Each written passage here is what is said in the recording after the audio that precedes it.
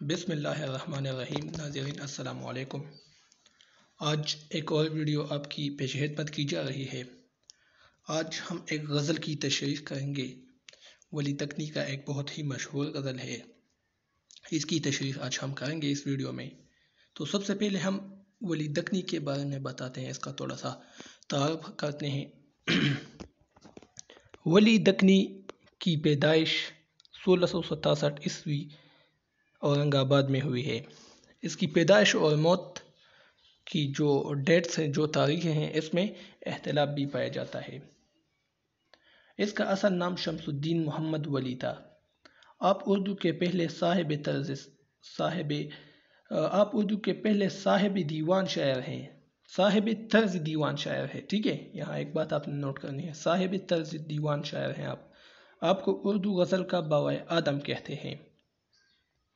متحدہ ہندوستان میں فارسی شاعری کی تقلید کا رواج تھا، لیکن آپ نے اس سے ہٹ کر شاعری کی اور دکنی اردو میں شاعری شروع کی۔ اس نے فارسی، ہندی اور پنجابی الفاظ کو ملا کر نئی ترکیب سے شاعری شروع کی۔ نور چشم کو اس نے نور نین کہا، یعنی مقامی ہندوستانی زبان میں اس نے شاعری شروع کی۔ 1707 کو آپ وفات پا گئے۔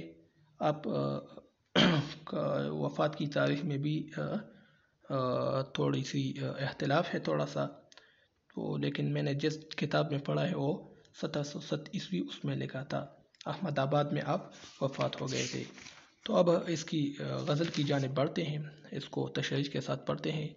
تو اس کا جو پہلا مطلع ہے اس کے غزل کا، وہ ہے مفلسی سب بہار کوتی ہے، مرد کا اعتبار کوتی ہے۔ مفلسی کہتے ہیں غربت کو کہتے ہیں، بہار یہاں پر اس کے معنی ہے خوشیاں، کوتی ہے مطلب ختم کر دیتی ہے، اور مرد تو انسان کو کہتے ہیں، ٹھیک ہے۔ تو اس شعر میں شاعر کہتے ہیں کہ مفلسی اور ناداری ایک ایسی چیز ہے جو کہ انسان کی زندگی کی خوبصورتی کو اور انسان کی زندگی کی خوشیوں کو ختم کر دیتی ہے۔ مفلسی انسان کی خوشی کے لیے زہر قاتل ہے، اور یہی مفلسی انسان کی زندگی کے تمام بہاریں، تمام خوشیاں ختم کر دیتی ہے، اور مفلسی کی وجہ سے ایک انسان کا دوسرے انسان سے اعتبار بھی ختم ہو جاتا ہے اس غربت کی وجہ سے، ٹھیک ہے۔ دوسرا شعر ہے، کیونکہ حاصل ہو مجھ کو جمعیت، کیونکہ حاصل ہو مجھ کو جمعیت، زلف تیری قرار کوتی ہے۔ مشکل الفاظ کے معنی اس میں اتنے نہیں ہیں۔ جمعیت ہے صرف اس کے معنی ہے دل کی سکون، زلف کو کہتے ہیں۔ تو اس شعر میں شاعر کہتے ہیں کہ میری زندگی میں مجھے سکون کیوں اور کیسے حاصل ہوگی؟ مجھ کو سکون حاصل ہو ہی نہیں سکتی، کیونکہ میرا سکون میری محبوب کے زلفوں میں ہے۔ میری محبوب کے زلفیں ہر وقت میرے دل اور دماغ پر چھائی رہتی ہے۔ میرے محبوب کی زلفوں نے میرے دل میں گھر کر لیا ہے، جس کی وجہ سے میں اپنا چین کھو چکا ہوں۔ تیسرا شعر جو ہے وہ ہے، ہر سحر شوق کی نگاہ کی شراب، مجھ آنکھاں کا خمار کوتی ہے۔ شوق یہاں اس سے مراد ہے محبوب۔ آنکھاں مطلب آنکھاں کہتے ہیں آنکھوں کو، اور خمار کہتے ہیں نشے کو خمار کہتے ہیں، ٹھیک ہے۔ تو اس شعر میں شاعر کہتے ہیں کہ میری صبح کا آغاز محبوب کے دیدار سے ہوتی ہے۔ جب بھی میں صبح اٹھتا ہوں تو میری نظریں محبوب پر پڑتی ہے۔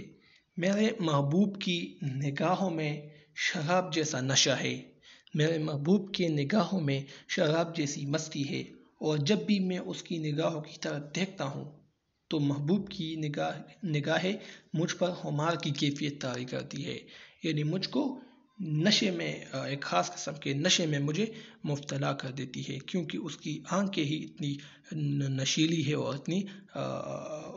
اتنی شرابی ہے اس کی آنکھیں کہ مجھ کو اپنے کنٹرول میں نہیں رہنے دیتی اور مجھے نشے میں مبتلا کر دیتی ہے. ٹھیک ہے. اگلا شعر ہے کہ کیونکہ ملنا صنم کا ترک کروں دل بری اختیار ہوتی ہے. صنم محبوب کو کہا جاتا ہے. ٹھیک ہے. اس شعر میں شاعر کہتے ہیں کہ میں اپنے محبوب سے ملنا کیوں اور کیسے ختم کروں اور ختم کیسے کر سکتا ہوں، کیونکہ محبوب کا دلربا انداز مجھ پر اپنا اختیار نہیں چھوڑتا، میں اپنے قابو میں نہیں رہتا اور اس کی جانب بڑھتا چلا جاتا ہوں. مقطع ہے، آخری شعر ہے اس غزل کا. اس میں ولی کہتے ہیں کہ اے ولی آب اس پری روح کی مجھے سینے کا غبار ہوتی ہے. آب پانی کو کہتے ہیں، پری روح مطلب محبوب، سینے کا مطلب ہے سینے کا. یہ اس وقت کی اردو ہے، پرانی اردو ہے، تو اس وقت سینے کو سینے کہا جاتا تھا. غبار دھواں وغیرہ اس کو کہتے ہیں. تو اس شعر میں شاعر کہتے کہ میرے محبوب کا حسن اور اس کی چمک دمک میرے سینے میں موجود تمام رنجیدگیوں کو ختم کر دیتا ہے. اس کی حسن کا چمک دمک میری تمام ناخوشیوں کو اور تمام تکالیف کو ختم کر دیتی ہے. ٹھیک ہے.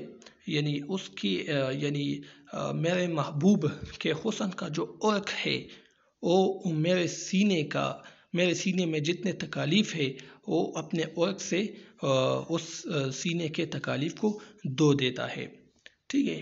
امید ہے آپ کو یہ ویڈیو پسند آ چکی ہوگی. غزل کی تشریح تھی جو میں نے بہت ہی آسان الفاظ میں کر دی. تو انشاءاللہ نیکسٹ ویڈیو میں پھر ملیں گے. سید BS لیکچرز، اس کو سبسکرائب کیجیے اور انشاءاللہ ہم اور بھی غزلوں اور نظموں کی تشریح ہم اس چینل سے کرتے رہیں گے. تو اب آپ اجازت دیجیے مجھے. اللہ حافظ.